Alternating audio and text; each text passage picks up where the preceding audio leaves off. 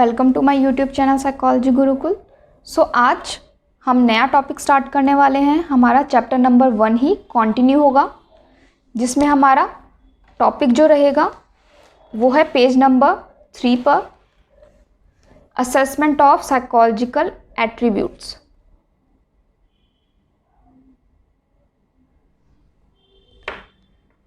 Psychological attributes are involved in very simple phenomena like in time taken to react to a stimulus.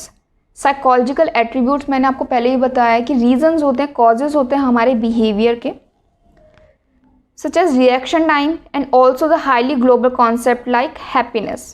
It is difficult to count the specify the number of psychological attributes that can be assessed. बहुत ज़्यादा difficulty होती है कि हम numerous kind of attributes को जान पाएँ, इसलिए उसे इजी करने के लिए हम लोग असेसमेंट का यूज़ करते हैं। असेसमेंट फर्स्ट स्टेप है। Assessment is the first step in understanding the psychological attributes. Assessment basically होता क्या है? Assessment refers to measurement of psychological attributes of individual and their evaluation. इसे अंडरलाइन कर लो। Assessment refers to measurement of psychological attributes of individual and their evaluation. Assessment के through हम individual को evaluate कर पाते हैं better way में। Evaluation का मतलब आप जानते हो, जब आपके एग्ज़ाम्स होते हैं तो आपको evaluate करा जाता है कि आप कितना जानते हो और कितना नहीं जानते। Often using multiple method in term of certain standard of comparison. different methods के थ्रू हम लोग आपका assessment करते हैं साइकोलॉजी में और स्टैंडर्ड के साथ। Any attribute will be said to exist in person if it can be measured by using scientific procedure. हम किसी पर्सन के बारे में असेसमेंट जब हम बताते हैं, एक रिज़ल्ट बताते हैं, हम वो तभी बता सकते हैं जब हम उसे प्रॉपर वे में मेजर कर लेते हैं। For example, when we say Harish is dominant, we are referring to the degree of dominance in Harish. हम जब बोल रहे हैं कि हरीश डोमिनेंट पर्सनैलिटी का है, तो हमें ये भी साथ में बताना पड़ेगा कि वो डिग्री ऑफ डोमिनेंस कितना है, डोमिनेंट है तो कितना है, और इसके बारे में इंफॉर्मेशन हमें असेसमेंट के बाद ही पता चलेगा। This statement is based on our own assessment of dominance on him. Our assessment may be formal और इनफॉर्मल। असेसमेंट दो तरीके से होती है, एक होती है फॉर्मल और एक होती है informal. Formal assessment is objective, standardised and organised. ये फीचर है फॉर्मल असेसमेंट का कि ऑब्जेक्टिव होती है, स्टैंडर्डाइज्ड होती है और ऑर्गेनाइज्ड होती है। ठीक है, प्रॉपर वे में ऑब्जेक्टिफाई होती है कि हम ये असेसमेंट कर रहे हैं, क्यों कर रही हैं। एक स्टैंडर्डाइजेशन होता है नॉर्म्स के साथ, और ऑर्गेनाइज्ड वे में होता है, एक सिस्टमेटिक वे में लिया जाता है, प्रॉपर सेटिंग के साथ लिया जाता है, प्रॉपर टूल्स होते हैं। वहीं दूसरी जगह informal assessment varies from case to case and from one assessor to another, therefore is open to subjective interpretation. जो इनफॉर्मल असेसमेंट होती है वो सब्जेक्टिव इंटरप्रिटेशन के ऊपर डिपेंड करती है। मतलब अगर आप इनफॉर्मल असेसमेंट ले रहे हो तो आपकी असेसमेंट एक साइकोलॉजिस्ट से दूसरे साइकोलॉजिस्ट में डिफरेंट हो सकती है, वो प्रॉपरली ऑर्गेनाइज नहीं होती है, और उसका एक मेन डीमेरिट यही है कि वो सब्जेक्टिव इंटरप्रिटेशन के ऊपर रिलेट करती है। एक साइकोलॉजिस्ट का रिजल्ट दूसरे साइकोलॉजिस्ट से डेफिनेटली अलग हो सकता है। तो इसलिए जो अगर आप इनफॉर्मल असेसमेंट का यूज़ कर रहे हो तो आपको उसमें ट्रेनिंग प्रॉपर वे में मिलना बहुत ज़्यादा इंपॉर्टेंट। अगर आप ट्रेंड हो तभी आप इनफॉर्मल असेसमेंट को यूज़ करो। फॉर्मल असेसमेंट तो वही लोग कर सकते हैं जो बेसिकली ट्रेंड होते हैं, समझ कर आए हुए होते हैं। Psychologists are trained in making formal assessment of psychological attributes. Formal assessment के लिए ट्रेनिंग की रिक्वायरमेंट सबसे ज़्यादा होती है। ठीक है,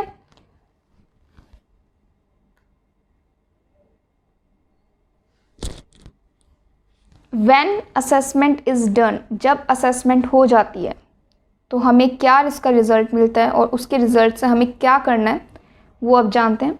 We can use this information to predict how Harish will probably behave in future. हमने हरीश के बारे में पढ़ा था, हरीश को हमने डोमिनेंट पर्सनैलिटी का बताया। अब हरीश के इस असेसमेंट के रिजल्ट के बाद हम उसको क्या इन्फॉर्मेशन देंगे, किस तरीके से देंगे, वो भी डिपेंड करता है। We may predict that Harish, if given a chance to lead a team, will most likely to authoritarian leader. अब देखो हरीश एक डोमिनेटिंग पर्सनैलिटी हमने बताया। अगर कोई नॉर्मली हम किसी को बोले कि आप डोमिनेंट पर्सनैलिटी के हो तो उसे लगेगा कि एक नेगेटिव पॉइंट है, लेकिन आपको क्या करना है एज अ साइकोलॉजिस्ट, आपको उसके उस ट्रेट को उसी के लिए यूज़ करना है एक बेटर वे में, एक पॉजिटिव वे में। अब हमने क्या बोला है यहाँ पे, हरीश को हमने डोमिनेटिंग पर्सनैलिटी का बताया, लेकिन हमने ये बोला है कि अगर वो किसी अथॉरिटी इमेज में है, कोई लीडर की इमेज में है, तो वो बहुत बेटर कर सकता है। वो लोगों को अपने अकॉर्डिंगली काम करवाने के लिए बोल सकता है। If the predicted consequences is not what we want, we may want to intervene to effect a change in Harish behavior. अगर जो चीज़ें हम चाहते हैं करने के लिए, जैसे लाइक हम चाहते हैं कि हरीश अपनी डोमिनेंट पर्सनैलिटी को यूज़ करे एक बेटर वे में, तो बहुत अच्छी बात है। लेकिन अगर हमें ये दिखाई दे रहा है कि वो उसे बेटर वे में यूज़ नहीं कर पा रहा है, तो हम उसके उस डोमिनेटिंग पर्सनैलिटी के ट्रेट को चेंज करने की कोशिश करेंगे, जो कि थोड़ा सा मुश्किल होता है, लेकिन धीरे धीरे उसे चेंज किया जा सकता है, पॉसिबिलिटी होती है। The attribute chosen for assessment depends upon our purpose. हम असेसमेंट क्यों कर रहे हैं उसके पीछे एक पर्पस होना बहुत ज़्यादा ज़रूरी होता है। In order to help a weak student perform well in examination. अगर आप किसी का एकेडमिकली टेस्ट ले रहे हैं, साइकोलॉजिकल टेस्ट ले रहे हैं, तो उसका यूज़ आपको बेटर वे में करने के लिए होना चाहिए। जस्ट लाइक आप बच्चे को डीमोटिवेट ना करके मोटिवेट करो, उसकी हेल्प करो। अगर वो वीक है आपके अकॉर्डिंग, आईक्यू लेवल उसका वीक है, तो आप उसको मेजर्स बताओ कि किस तरीके से वो अपने आईक्यू लेवल को इम्प्रूव कर सकता है, तभी वो उसके लिए हेल्पफुल होगा। नहीं तो असेसमेंट के अपने कुछ नेगेटिव पॉइंट्स हो सकते हैं, बच्चा डीमोटिवेट हो सकता है, दूसरे उसको पॉइंट आउट कर सकते हैं, वो डीमोरलाइज हो जाएगा, बहुत ज़्यादा उसके लिए नेगेटिव पॉइंट हो जाएगा असेसमेंट। तो हमें स्ट्रेंथ बनानी है असेसमेंट को, वीकनेस नहीं। ओके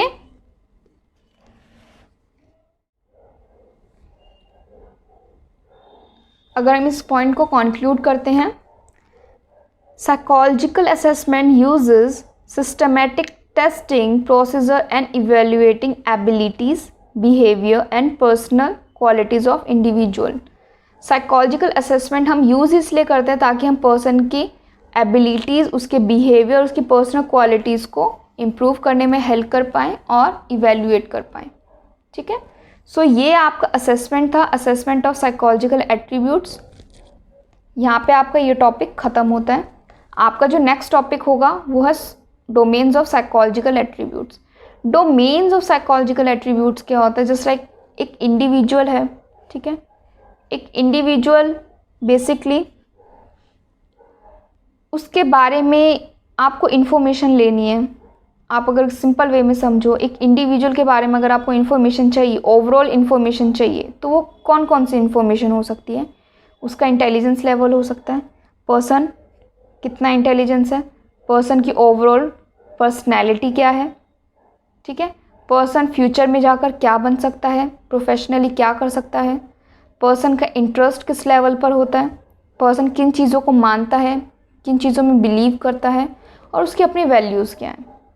तो ये उसके बेसिकली कुछ डोमेन्स होते हैं, साइकोलॉजिकल डोमेन्स होते हैं, जिनकी वजह से वो एक्ट करता है और आपको उसके बिहेवियर में दिखाई भी देते हैं, उसके सारे एक्शंस हमें दिखाई देते हैं।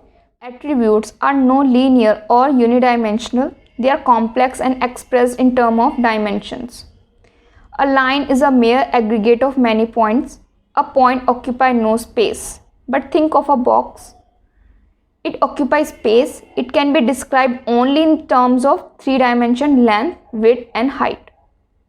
अगर एक बॉक्स के बारे में बात करते हैं हम, जैसे इन्होंने बॉक्स का एग्जांपल दिया, आप उन्हें 3 टर्म्स में 3 डायमेंशन में बता सकते हो, length, width and height. But जब हम साइकोलॉजिकल एट्रीब्यूट्स की बात करते हैं वो मल्टी डायमेंशनल होते हैं, उसमें आप कोई फिक्स नहीं बता सकते कि हम बस किसी के डोमेन्स इन्हीं बेसिस पर बता सकते हैं, वो बहुत सारे डायमेंशंस के ऊपर रिलेट करता है। जस्ट लाइक अलग अलग एरियाज़ होते हैं, हमारा कॉग्निटिव एरिया है, हमारा इमोशन एरिया, हमारा सोशल एरिया है, तो वही सारी चीज़ें हम इसमें डिस्कस करते हैं। सबसे पहले हम बात करते हैं इंटेलिजेंस की। इंटेलिजेंस देखो, साइकोलॉजी में इंटेलिजेंस को सिर्फ और सिर्फ एकेडमिकली मेजर नहीं किया जाता। इंटेलिजेंस का कॉन्सेप्ट साइकोलॉजी में थोड़ा सा अलग होता है, थोड़ा सा डिफरेंट होता है। Intelligence is a global capacity to understand the world, think rationally and use available resources effectively when faced with challenges। Intelligence का मतलब है अपने वर्ल्ड को अंडरस्टैंड करना, रैशनल वे में सोचना, जो रिसोर्सेज अवेलेबल हैं उन्हें किस तरीके से इफ़ेक्टिवली यूज़ करना है जब आप डिफ़िकल्ट चैलेंजेस को फेस करते हो। Intelligence test provide a global measure of a person general cognitive competence including the ability to profit from schooling. Generally, students having low intelligence are not likely to do so well in school-related examination, but their success in life is not associated only with intelligence test score। अगर कोई बच्चा academically school में poor है तो इसका मतलब ये नहीं कि वो अपनी पूरी लाइफ में पुअर है। इंटेलिजेंस साइकोलॉजी में बताया जाता है कि बच्चा सिर्फ टेस्ट के स्कोर के बेसिस पर आप नहीं जज कर सकते कि बच्चा क्या करेगा, बच्चे की अपनी कैपेबिलिटीज़ भी होंगी। इंटेलिजेंस का कॉन्सेप्ट आप और डिटेलिंग में पढ़ोगे आगे चैप्टर में। नेक्स्ट हमारे पास आता है एप्टीट्यूड। एप्टीट्यूड मैंने पहले ही बताया, एप्टीट्यूड इंडिविजुअल की पोटेंशियल होते हैं, उसकी कैपेसिटी होती है, कैपेबिलिटी होती है, उसकी स्किल्स होती हैं जो उसे दूसरों से डिफरेंट करते हैं। अगर वो अपने एप्टीट्यूड को ट्रेन करता है थ्रू डिफरेंट स्किल्स, कोई ट्रेनिंग ले रहा है, वो मान लो एप्टीट्यूड है, आपको लगता है कि आप अच्छा पढ़ा सकते हो तो आप कोई टीचर ट्रेनिंग ले सकते हो जिससे आप अपना उस एप्टीट्यूड को और इम्प्रूव कर सकते हो और आगे चलकर एक टीचर बन सकते हो। आपको लगता है आप म्यूजिशियन अच्छे हो, आप अच्छा गा लेते हो, ठीक है, आपका म्यूज़िक अच्छा है, तो आप प्रॉपर ट्रेनिंग लेते हो, उस ट्रेनिंग से अपनी स्किल को रिफाइन करते हो और उसको यूज़ करते हो अपने प्रोफेशन में। तो एप्टीट्यूड का मतलब ये नहीं है कि वो चीज़ आपके अंदर बिल्कुल as a gifted child present है। एप्टीट्यूड आपकी स्किल्स हैं, आपकी कैपेबिलिटीज़ हैं कि आप पर्टिकुलर इस एरिया में काफ़ी अच्छा कर सकते हो, बट उस एरिया को रिफाइन करने के लिए आपको स्किल्स लेनी पड़ेगी, ट्रेनिंग लेनी पड़ेगी, डिफरेंट स्किल्स सीखनी पड़ेगी, ठीक है। प्रॉपर ट्रेनिंग और प्रॉपर एनवायरनमेंट अगर आपको प्रोवाइड किया जाएगा तो आप उसमें एक्सेल कर सकते हो। A person with high mechanical aptitude can profit from appropriate training and can do well as engineer. Similarly, a person having high language aptitude can be trained to be a good writer. Training तो लेनी पड़ेगी, ये बस आपकी skills हैं जिन्हें आपको polish करना पड़ता है। एप्टीट्यूड आपकी कैपेबिलिटीज़ होती है जिन्हें पॉलिश करना बहुत ज़्यादा ज़रूरी होता है। नेक्स्ट आता है interest. Interest is an individual preference for engaging in one or more specific activity relative to other। Interest basically हम preferences देते हैं, just like हमारा interest म्यूज़िक में है तो हम जब एक्टिविटी की बात आती है तो हम म्यूज़िक को ज़्यादा इंटरेस्ट में लेकर जाएंगे, उसको ज़्यादा प्रेफर करेंगे क्योंकि वो हमें पसंद है करना। वहीं कुछ को स्पोर्ट्स में ज़्यादा इंटरेस्ट होता है तो आप देखोगे उनके एक्टिविटीज़ में स्पोर्ट्स सबसे पहले आएगा, ठीक है। अगर उन्हें फ्री टाइम मिलेगा तो वो स्पोर्ट्स में एंगेज होंगे। किसी को बुक पढ़ना पसंद है तो उन्हें फ्री टाइम मिलता है या फिर उनको थोड़ा सा अपने माइंड को रिफ़्रेश करना होता है तो कोई भी अच्छी बुक लेते हैं और उसे पढ़ना स्टार्ट कर देते हैं। इंटरेस्ट हमारी प्रेफरेंसेस होती है। जब हम एक्टिविटीज़ चूज़ करते हैं तो हम किस एक्टिविटीज़ को चूज़ कर रहे हैं वो हमारी प्रेफरेंस के बेसिस पर डिपेंड करते हैं कि इंटरेस्ट किस में है। इसलिए कहा जाता है कि आप कोई भी स्ट्रीम चूज़ करो, आप ये देखो आपको स्ट्रीम में उस सब्जेक्ट में इंटरेस्ट है भी या नहीं।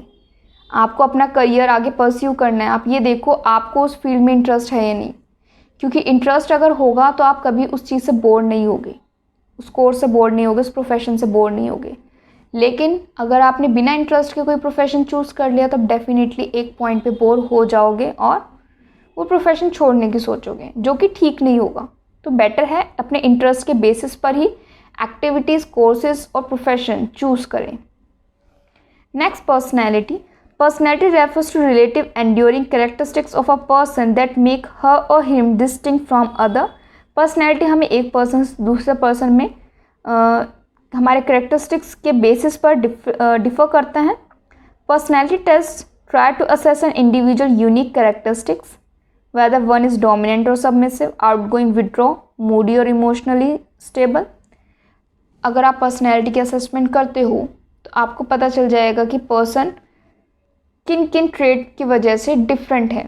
ये हमारे कैरेक्टरिस्टिक्स होते हैं, ठीक है। कोई मूडी होता है तो कोई बड़ा आउटस्पोकन होता है, कोई इंट्रोवर्ट होता है तो कोई एक्सट्रोवर्ट होता है। तो ये सब हमारी पर्सनैलिटी के ट्रेड्स होते हैं और आप इजीली किसी भी साइकोलॉजिकल टेस्ट की वजह थ्रू आप जान सकते हो कि आपकी किस तरीके की पर्सनैलिटी है। Personality assessment help us to explain an individual behaviour and predict how she will behave in future. Personality trait के थ्रू आप जान सकते हो कि पर्सन आगे फ्यूचर में किस तरीके से बिहेव कर सकता है और कोई आप उसको सजेशंस भी दे सकते हो। अगर आपको लगे कि इसकी पर्सनैलिटी की वजह से फ्यूचर में वो कुछ ट्रबल ले सकता है तो आप उसे चेंजेस भी थोड़े से ला सकते हो उसमें। The next, values. Values are enduring beliefs about an ideal mode of behaviour. हमारे बिलीव्स होते हैं, हम कुछ चीज़ें मानते हैं और उन्हें वैल्यू करते हैं। A person having a value set of standard for guiding her और his action in life and also for judging others. In value assessment, we try to determine the dominant value of a person, example, political, religious, social and economic. Values basically हमारे beliefs हैं, जो चीज़ें हम ideologies मानते हैं और अपनी life के अराउंड उसे रिवॉल्व करते हैं, ठीक है। हमारी बेसिकली वैल्यूज से पता चल जाता है कि कौन सी चीज़ें इम्पॉर्टेंट हैं, क्या सोच है हमारी। वैल्यूज़ आप आइडियोलॉजीज से रिलेट कर सकते हैं। हमारी आइडियल इमेज होती है, एक आइडियल कॉन्सेप्ट्स होते हैं जिसके ऊपर हम अपनी पूरी लाइफ को चलाना चाहते हैं, ठीक है। ये थे आपके डोमेन्स ऑफ साइकोलॉजिकल एट्रीब्यूट्स। यहाँ पर डोमेन्स ख़त्म होते हैं। 5 डोमेन्स हमने पढ़े: intelligence, aptitude, interest, personality and values.